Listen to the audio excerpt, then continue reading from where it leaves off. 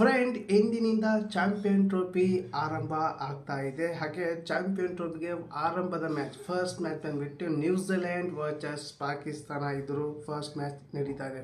Friend total ಆಗಿ ಈ ಒಂದು ಮ್ಯಾಚ್ ಬಂದ್ಬಿಟ್ಟು ಕರಾಂಚಿ ಸ್ಟೇಡಿಯಂನಲ್ಲಿ ನಡೀತಾ ಇದೆ. ಹಾಗೆ ಈ ಒಂದು ಪಂದ್ಯ ಆರಂಭ ಆಗೋದು 2:30ಕ್ಕೆ. ಟೋಟಲ್ ಆಗಿ ಈ ಒಂದು ಪಂದ್ಯ ಇಬ್ಬರಿಗೂ ಅಂದರೆ ನ್ಯೂಜಿಲೆಂಡ್ಗೂ ಈ ಕಡೆ ಪಾಕಿಸ್ತಾನಕ್ಕೂ ಕೂಡ ಡೂ ಆರ್ ಡೈ ಪಂದ್ಯ ಫ್ರೆಂಡ್. ಯಾಕಂದರೆ ಫಸ್ಟ್ ಮ್ಯಾಚು ಕಡೆ ಡೂ ಆರ್ ಡೈ ಪಂದ್ಯ ಆಗಿದೆ ಫ್ರೆಂಡ್. ಯಾಕಪ್ಪ ಅಂದರೆ ಈಗ ಎ ಗ್ರೂಪ್ನಲ್ಲಿ ಇರೋದು 4 ಟೀಮ್.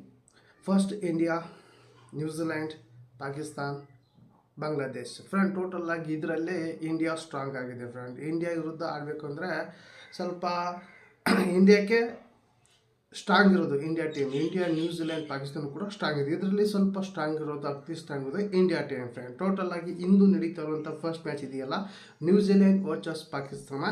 ಇದರಲ್ಲಿ ಯಾವುದೇ ಒಂದು ಟೀಮ್ ಸೋತರೂ ಕೂಡ ಅವ್ರಿಗೆ ತುಂಬ ಕಷ್ಟ ಇದೆ ಫ್ರೆಂಡ್. ಕ್ವಾಲಿಫೈ ಆಗೋಕ್ಕೆ ತುಂಬ ಕಷ್ಟ ಇದೆ ಫ್ರೆಂಡ್. ಯಾಕಪ್ಪ ಅಂದರೆ ಈ ಒಂದು ಸೋತಿರುವಂಥ ತಂಡ ಭಾರತ ವಿರುದ್ಧ ಗೆದ್ದರೆ ಮಾತ್ರ ಚಾನ್ಸ್ ಇರುತ್ತೆ ಫ್ರೆಂಡ್. ಈ ಒಂದು ಇವತ್ತು ನಡೆಯುವಂಥ ಮ್ಯಾಚ್ನಲ್ಲಿ ಯಾವೊಂದು ಟೀಮ್ ಸೋಲುತ್ತಲ್ಲ ಆ ಟೀಮ್ಗೆ ಚಾನ್ಸ್ ಕಮ್ಮಿ ಇರುತ್ತೆ. ಯಾಕಪ್ಪ ಅಂದರೆ ಇಲ್ಲಿ ಸೋತು ಇಂಡಿಯಾ ವಿರುದ್ಧ ಗೆಲ್ಲೋಕ್ಕೆ ಅಷ್ಟು ಸುಲಭ ಅಲ್ಲ. ಹಾಗಾಗಿ ಈ ಒಂದು ಸೋಲುವಂಥ ತಂಡಕ್ಕೆ ಚಾನ್ಸ್ ಕಮ್ಮಿ ಇದೆ.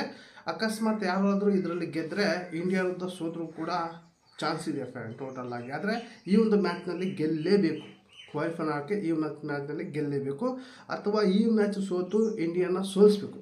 ಸೋತಿರೋ ತಂಡ ಇಂಡಿಯಾಕ್ಕೆ ಸೋಲಿಸಿದ್ರೆ ಮಾತ್ರ ಆ ಒಂದು ತಂಡಕ್ಕೆ ಸ್ವಲ್ಪ ಚಾನ್ಸ್ ಇರುತ್ತೆ ಫ್ರೆಂಡ್. ಟೋಟಲ್ ಆಗಿ ಹೇಳ್ಬೇಕಂದ್ರೆ ಈ ಎರಡೂ ತಂಡಕ್ಕೂ ಕೂಡ do or die match.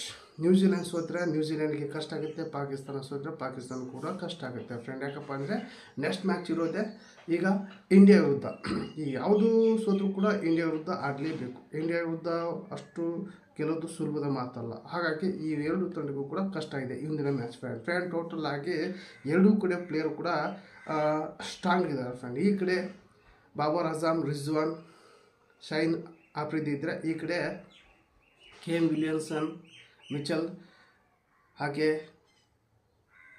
Sign ಈ ಕಡೆ ಭಾಳ ಟೈಟ್ ಇದೆ ಫ್ರೆಂಡ್. ಎರಡೂ ಕೂಡ ಪ್ಲೇಯರ್ ಚೆನ್ನಾಗಿರುವಂಥ ಪ್ಲೇಯರ್ ಇದ್ದಾರೆ.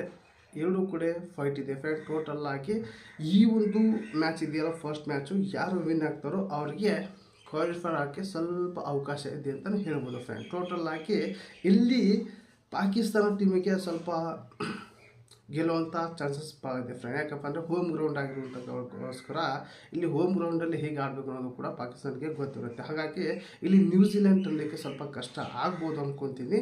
ಯಾಕಪ್ಪ ಅಂದರೆ ನ್ಯೂಜಿಲೆಂಡು ಪಾಕಿಸ್ತಾನಲ್ಲಿ ಆಡಿ ಭಾಳ ಅನುಭವ ಇಲ್ಲ. ಲಾಸ್ಟ್ ಟೈಮ್ ಈ ಒಂದು ಲಾಸ್ಟ್ ಸೀರೀಸ್ ಅಲ್ಲೇ ಆಡಿತ್ತು. New Zealand versus Pakistan ಆಡಿತ್ತು.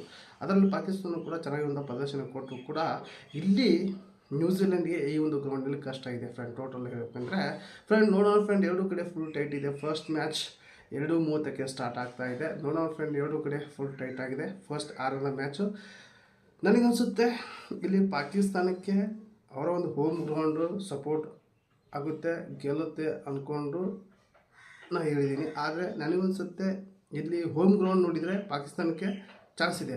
ಆದರೆ ನನ್ನ ಪ್ರಕಾರ ನ್ಯೂಜಿಲೆಂಡ್ ಈ ಒಂದು ಮ್ಯಾಚ್ ಗೆಲ್ಬೋದು ಅಂದ್ಕೊಂಡಿದ್ದೀನಿ ಫ್ರೆಂಡ್ ಟೋಟಲ್. ಯಾಕೆಂದರೆ ನ್ಯೂಜಿಲೆಂಡಲ್ಲಿ ಅಂತಂಥ ಪ್ಲೇಯರ್ ಇದ್ದಾರೆ. ಪಾಕಿಸ್ತಾನದಲ್ಲಿ ಒಂದು 3-4 ಜನ ಹೊರತುಪಡಿಸಿದರೆ ಅಲ್ಲಿ ಅಂತ ಆಡುವಂಥ ಪ್ಲೇಯರ್ ಯಾರೂ ಇಲ್ಲ. ನ್ಯೂಜಿಲೆಂಡ್ ಹಾಗಿಲ್ಲ, 1ರಿಂದ ಹಿಡಿದು 11 ಜನ ಕೂಡ ಎಲ್ಲರೂ ಕೂಡ ಚೆನ್ನಾಗಿರುವಂಥ ಪ್ರದರ್ಶನ ಕೊಡ್ತಾರೆ ಫ್ರೆಂಡ್. ICC ಅಂದರೆ ಅವರು ಏನಾದರೂ ಸೆಮಿಫೈನಲ್, ಫೈನಲ್ ಮುಟ್ಟೇ ಬರೋದು, ಟಚ್ ಆಗೇ ಬರೋದು. ಅವ್ರ ಲೀಗ್ನಿಂದ ಹೊರಗೆ ಹೋಗುತ್ತೂ ಬಿಡಲ್ಲ. ಫೈನಲ್, ಸೆಮಿಫೈನಲ್ ಇವು ಟಚ್ ಆಗಿ ಬೀಳೋದು ಫ್ರೆಂಡ್. ನೋಡೋಣ ಫ್ರೆಂಡ್, ಇಲ್ಲಿ ಹೋಮ್ ಗ್ರೌಂಡಿಗೆ ಪಾಕಿಸ್ತಾನಕ್ಕೆ ಸಪೋರ್ಟ್ ಆದರೆ ಇಲ್ಲಿ ನ್ಯೂಜಿಲೆಂಡ್ಗೆ ಚೆನ್ನಾಗಿರುವಂಥ ಆಟಗಾರರು ಇದ್ದಾರೆ. ನೋಡೋಣ ಫ್ರೆಂಡ್, ಎರಡೂ ಕಡೆ ಫುಲ್ ಟೈಟ್ ಇದೆ. ಹಾಗೆ ನಿಮಗೆ ಯಾರು ಗೆಲ್ಲಬೇಕು ಅನ್ನೋದು ಕಮೆಂಟ್ ಮೂಲಕ ತಿಳಿಸಿ. ಹಾಗೆ ಈ ಒಂದು ವಿಡಿಯೋ ಇಷ್ಟ ಆದರೆ ಒಂದು ಲೈಕ್ ಕೊಡಿ. ಹಾಗೆ ಈ ಒಂದು ವಿಡಿಯೋ ಮುಂದೆ ಫ್ರೆಂಡಿಗೆ ಶೇರ್ ಮಾಡಿ. ಹಾಗೆ ನೀವೆಲ್ಲ ಫಸ್ಟ್ ಟೈಮ್ ನನ್ನ ಚಾನಲ್ ನೋಡ್ತಾ ಇದ್ದಿಲ್ಲ ನೋಡೋರೆಲ್ಲ ಒಂದು ಸಬ್ಸ್ಕ್ರೈಬ್ ಬಟನ್ ಪ್ರೆಸ್ ಮಾಡಿ ಅಂತ ವಿಡಿಯೋಗೆ ಏನು ಮಾಡ್ತಾ ಇದ್ದೀನಿ ಮತ್ತೆ ಅಂತ ವಿಡಿಯೋ ಟೇಕ್ ಕೇರ್, ಬಾಯ್.